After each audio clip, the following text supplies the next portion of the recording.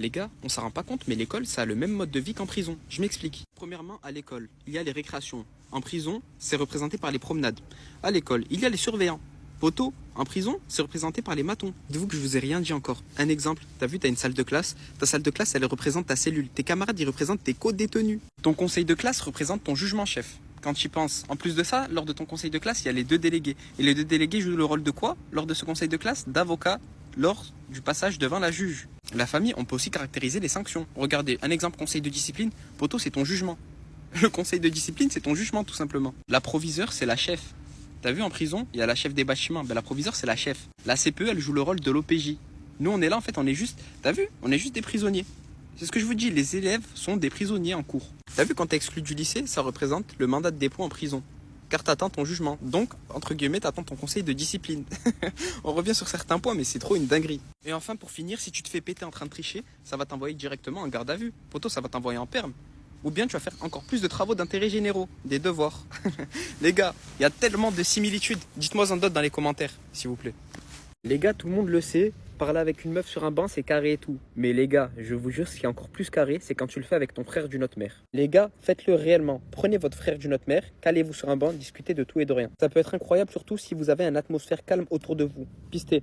Moi, les gars, totalement nature. Ça permet de se ressourcer, puis en réalité, vos liens se soudront. Parlez de tout et de rien, du beau temps, de votre état mental, si vous vous sentez bien. Une discussion bien profonde, les gars. Tellement vous avez un bon feeling avec votre frérot, les gars, la discussion au bout d'un moment se fera tout seul. Vous allez commencer à raconter votre vie de A à Z avec lui. Je vous jure, les gars, c'est incroyable ce genre de moment. Faites-moi seulement confiance. Prenez votre gars serein, votre gars avec qui il y a zéro sevis, zéro vice, votre gars qui changera jamais pour une femme, votre gars qui a toujours été là quand vous en aviez besoin et vous de même, et discutez avec lui. Demandez-lui si ça va. Parlez de tout et de rien. Régalez-vous, les gars. Profitez seulement. On sait pas de quoi il fait demain. Ça se trouve, les gars, pour X ou Y raison, demain, votre chemin il sera séparé. Ça veut dire profitez-en. Prenez votre gars, les gars.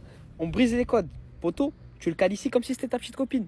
Alors que pas du tout. Tu le cales ici, tu discutes avec normal. On brise les codes, je le redis, les gars. Ça veut dire envoyez-lui la vidéo, planifiez ça. S'il vous plaît, les frères. Ouais, frérot, tu fais quoi? Rien? Vas-y, je passe te récup. On va se caler à un endroit, on va discuter. Poto, je vous jure, les gars, c'est l'avenir. J'ai vu la lumière encore une fois. Les gars, voyagez. Prenez des frérots avec vous et voyagez. Commencez à découvrir des nouveaux horizons, des nouvelles cultures, de la nouvelle graille, les gars. Des nouveaux paysages. Les frères, voilà, vous vous en rendez pas compte. J'ai vu la lumière. Je vous jure, les gars, que voyager, y a rien de mieux. C'est ça le vrai bonheur. Et je pensais grave que les voyages, c'était cher. Toute ma vie, j'ai entendu des vols à 300 euros, 400 euros, 200 euros. En été, je suis allé en Croatie. J'ai payé 30 euros l'avion aller-retour. Je suis resté une semaine là-bas. Avec 300 euros, j'avais tout. J'avais un Airbnb avec la clim. La vie là-bas, je mangeais bien. Je vous jure, j'allais dans des restos de luxe. 300 euros, j'étais large. Je suis rentré en France, il me reste encore de l'argent. Je vous jure. Ça veut dire la famille. Prenez tous un peu d'argent de poche avec vos frérots et voyagez. Commencez à voyager, à faire de nombreux pays. Faites des activités dans ce même pays et profitez à balle. Parce que quand vous reviendrez en France, je vous jure, vous aurez envie de directement repartir dans un autre pays. La découverte. Moi là, je suis en manque de voyage. Ça se trouve, d'ici 2-3 jours, je prends l'avion. Et je pars. C'est aucun frérot à moi qui veut partir avec moi, j'irai seul. Voyager la famille, découvrez vraiment, parce que là vous êtes réellement enfermé en France. Ça me fait penser à SNK un peu cette histoire. En mode, il y a toute une vie à l'extérieur des remparts, il y a toute une vie à l'extérieur de la France, mais vous restez en France. Donc je vous fais confiance, prenez tous un peu d'argent de poche et allez dans des pays. Je vous conseille premièrement, si vous n'avez pas énormément d'argent, de faire les pays d'Europe, c'est les pays les moins chers. Par la suite, si vous avez un pécule qui est assez élevé, poto, commencez à voyager de zinzin. Je sais pas pourquoi vous posez des questions. Économisez et voyagez. Il y a des gars, ils ont tout compris à la vie. Ils font 6 mois d'intérim et 6 mois, ils font que voyager. 6 mois, ils font des sous. 6 mois, ils découvrent le monde. Et faites-moi confiance, hein. C'est la parole d'un casanier plus qui vous parle. Ça veut dire identifier ou partager la vidéo à 2-3 collègues avec qui vous devez voyager absolument. Prenez des frérots bon délire, hein, parce que sinon, ça peut être lassant. La famille, wallah, que j'ai trop mal à l'oreille et j'en suis sûr que c'est une araignée qui est rentrée dedans et qui a pondu un œuf. En fait, je m'explique. Toute la journée, j'ai eu mal à l'oreille. Un mal de zinzin, mal au ventre et mal à la tête. La plus grosse douleur était à l'oreille. Il faut savoir que la nuit précédente, moi je dors sur le côté droit de mon lit. Et la nuit précédente, je me suis endormi et il y avait une araignée qui était là. Elle bougeait pas. Elle bougeait pas et tout. Moi, je suis pas quelqu'un qui tue les araignées et tout. Ça veut dire que je m'endors. À mon réveil, j'ai mal à l'oreille de fou furieux. À celle-ci là. Et l'araignée, elle est plus là. Moi je me dis tranquille, en vrai de vrai ça doit être quoi? Peut-être j'ai dû faire un faux mouvement, j'ai dû me taper contre un barbelé, bref je sais pas. Je vais au redma, je travaille, la douleur elle s'intensifie, on dirait que je me prends des coups de crochet dans l'oreille. Il y a des phases où je sens un truc qui bouge au fond de mon... Même pas mon oreille, hein, mais en mode vers là, vers le bas. Je vous jure, c'est écœurant. Ça me fait des guillis mais ça me fait mal en même temps. Et juste le fait de faire ça là, ah ça me tue. Là je peux pas appuyer fort. Ça veut dire la famille, sous-estimez jamais les insectes qu'il y a dans vos chambres et tout. Et dites-moi ce que je dois faire. Pitié, ceux qui s'y connaissent. Mais les sous-estimez pas, hein. Moi je les tue pas, je tue pas les insectes. Moi je suis là, elle est dans mon cocon, elle est dans ma chambre, elle est là, elle vient, elle rentre dans mon oreille. Tu vas voir la prochaine fois si je te mets pas une tarte. Non, plus sérieusement, là je vous parle. Et je suis KO, j'ai trop mal à la tête, j'ai mal au ventre, j'ai mal à l'oreille. On m'a dit de mettre de l'huile dans mon oreille. C'est vrai ou c'est faux? Je sais pas. Les gars, j'ai envie de pleurer, j'aime trop ma mère. Regardez seulement, je viens de me lever de ma sieste. J'étais au travail, à 11h16, je lui envoie ce message à ma mère. Fais-moi ça, s'il te plaît. C'est une recette de glace, en gros, que ce gars-là a fait. Vas-y, je vois, elle m'a lâché un vu. Je me dis, vas-y, Maëlys, tranquille. Je finis mon travail, je rentre, je me douche. Regardez seulement. Je vais pour aller au frigo. J'ouvre la porte. J'ouvre l'autre porte. Wallah, je l'aime. Wallah, il radim, je l'aime. Elle m'a fait la recette exactement. Elle a mis Kit Kat caramel, vanille. Tiens, mon fils cœur. J'ai la meilleure mère au monde. J'ai la meilleure mère au monde. Vraiment, Mskina, elle avait mal aux pieds. Mais je lui envoie un TikTok, j'étais même pas au courant. Elle m'a fait. Et Wallah, les gars, je culpabilise carrément. En fait, je pensais pas qu'elle allait le faire. Je l'ai envoyé comme as. Mais Wallah, je suis trop content. on va manger ça ensemble. J'ai les deux glaces. Donc là, c'est Lion, caramel vanille. Comme un McFlurry en mode. Et là, c'est McFlurry Kit Kat caramel. On va d'abord tester lui, je pense que c'est mon chouchou. Bismillah. Et Wallah, ça a l'air trop trop bon. Oh, Wallah, je l'aime. Wallah, je l'aime. C'est un 10 sur 10. Je kiffe. Je surkiffe. On va passer au lion caramel. Bismillah. Guettez juste. Incroyable. Magnifique. Allez, je mets 9 sur 10 puisque je préfère le Kit Kat. Mais Wallah, qu'elle est super bonne. Tiens, mon fils. Maman. Je t'aime. T'es la meilleure des mères. Je t'aime, maman. Wallah, Wallah, je t'aime. Je vous aime tous. La famille là c'est le vrai projet de l'ordre. On va faire un barbecue.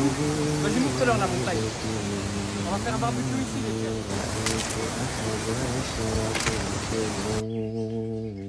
والشمس والقمر رأيتهم لي ساجدين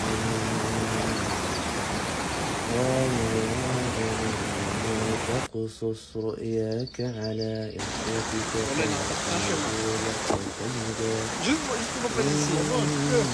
الشيطان للإنسان عدو كذلك يجتبيك ربك ويعلمك من تاويل الأحاديث ويتم نعمته عليك وعلى آل يعقوب كما أتمها On a tous déjà entendu parler des djinns amoureux. Maintenant, est-ce que vous saviez que lorsque vous oubliez de dire Bismillah en vous changeant, il y a des djinns qui peuvent vous regarder. Quand vous êtes nu, les djinns peuvent vous regarder. Et si par malheur le djinn est attiré par ton physique, alors tu auras un djinn amoureux. Maintenant voilà, j'ai entendu énormément d'histoires concernant les djinns amoureux. Je sais que vous aimez quand je vous en parle. Du coup, je vais vous parler des symptômes. Donc là, vous allez savoir si vous avez potentiellement un djinn amoureux en vous ou non. Premier symptôme, si vous avez des troubles du sommeil, c'est-à-dire vous faites des paralysies du sommeil fréquemment, vous avez des terreurs nocturnes, ou alors vous faites des insomnies fréquemment, vous avez potentiellement un djinn amoureux. Deuxième symptôme potentiel, vous avez de l'anxiété et faites des malaises dans des lieux où vous êtes souvent seul, c'est-à-dire votre chambre, votre salon, quand il n'y a personne en gros. Troisième raison, vous vous sentez étrangement observé et toutes vos relations amoureuses sont tombées à l'eau sans raison apparente. Quatrième symptôme, énergie sexuelle inhabituelle. Certaines personnes ressentent une envie de désir sexuel incontrôlable et inhabituelle, souvent accompagnée d'une sensation de présence. Cinquième symptôme, sensation de physique inexpliquée. Des frissons, des sensations de caresses, des chocs sur le corps, souvent dans la nuit ou en présence seule, parfois même des bleus sur le corps. Ça peut aller jusqu'à des hématomes, ça peut aller super loin. Sixième symptôme, rejet des relations humaines. Vous auriez du mal à recréer des liens avec d'autres personnes ou à maintenir des liens avec des personnes que vous estimiez auparavant. Comme s'il y avait une barrière invisible. Et enfin, septième symptôme, le dernier. Je vous invite premièrement à republier la vidéo avant que je vous le dise. Et à commenter, dites-moi ce que vous en pensez de ce genre de vidéo, si vous voulez que je prenne ce format ou non. Bref, rêve récurrent et étrange. Vous pourriez rêver d'une personne qui vous touche, vous observe, parfois même tente de vous séduire. Cette entité peut apparaître sous forme humaine ou inconnue. Bref, je vous ai donné des signes potentiels que vous ayez un djinn amoureux. Maintenant voilà, il faut renforcer votre foi tout simplement pour éviter tout cela. Soyez assidus, priez régulière et à l'heure. Il ne faut pas oublier de dire Bismillah avant chaque étape. Quand vous rentrez dans une maison, quand vous mangez, quand vous vous changez. Récitez les sourates An-Nas, Hayat al-Kursi, al-Falaq. Et si les symptômes persistent, il faut faire une ruqya. Le plus gros motif de bagarre sur la route, c'est pas les clignotants, c'est les feux de croisement. Les constructeurs de voitures, quand ils ont construit une voiture, ils commencent par les roues, après ils font les freins, l'accélération, arrivé au feu, feu de position, Feu de croisement, ils mettent quoi? Ils mettent des grenades flash dans les feux. C'est une dinguerie la puissance. Les feux, ils te mettent des tartes. On dirait ils sont en plein phare. Et pourtant, toi, quand tu leur mets les pleins phares pour leur dire enlevez vos pleins phares, t'aperçois qu'ils sont en feu de croisement. Ça, pour moi, c'est un motif de bagarre. Vous voyez là, quand je vois les feux comme ça sur la route, cette nouvelle norme, je me dis, est-ce que j'écoute la petite voix dans ma tête? Et je lui fais pas les appels de phare, mais je me mets devant sa voiture. En mode, je tire un frein devant sa voiture. Je sais pas si je suis le seul à le ressentir comme ça, mais ça fait trop mal aux yeux. Tellement j'ai envie de mettre les pleins phares et de les garder quand je les vois. Surtout quand ces enfoirés, ils prennent des dodanes. T'as vu, au début, ils prennent le dodane, tu te fais flasher une fois, tu fermes les yeux un peu, tu réouvres, tu te fais flasher une deuxième fois. Mais les voitures qui me choquent le plus, c'est les 5008. Les 5008, elles sont là juste pour t'abattre. Déjà, la voiture au loin, tu la vois, elle est imposante, c'est un sumo. En plus de ça, les feux, ils te mettent des gifles. C'est même pas des gifles, c'est ils te mettent uppercut crochet. Il y en a qui vont dire que j'abuse, mais je vous jure tomber seulement avec une 5008, face à face, dans la nuit. Vous verrez, vous comprendrez. Les frères, qui a dit qu'il faut arrêter de fumer des puffs? Continuez de fumer des puffs, allez-y. Mais quand je vais sortir votre gros blaze à l'état et que je vais empocher 600 euros, venez pas parler, je sais pas quoi. Continuez à fumer vos batteries externes, vos lignes à Krapovic. Vous verrez quand... Je vais devenir riche grâce à vous. Mais moi, je m'en fous, hein, je lâcherai les blazes qu'il faut. Même mes collègues, là, tous mes collègues qui fument des puffs. Identifie d'ailleurs un de tes collègues qui fume la puff en commentaire. Mais tous mes collègues qui fument des puffs, vous allez me rendre riche. Moi, je m'en fous, hein, je prends mes sous. Je m'excuse même pas, je vous remercie carrément. Vous inquiétez pas, je mettrai bien votre famille et tout ça. Mais continuez à fumer des puffs. Les frères, je suis pas le seul à balancer tout le monde pour l'argent. Mais frérot, mais minimum, je te balance 14 fois s'il faut. Non, parce que là, c'est une nouvelle loi. C'est vraiment une nouvelle réforme. À partir de janvier 2024, balancer une personne qui fume des puffs te rapportera 600 euros. 600 euros en disant un blaze. Mais les gars, continuez à fumer des puffs, s'il vous plaît. Merci bien. Avec les 600 euros, vous feriez quoi, vous? Personnellement, j'achèterais des puffs. Je les revendrai à des personnes. Et ces mêmes personnes-là, je les balancerai pour refaire 600 euros à chaque fois. Vous avez compris ou pas le bénéfice?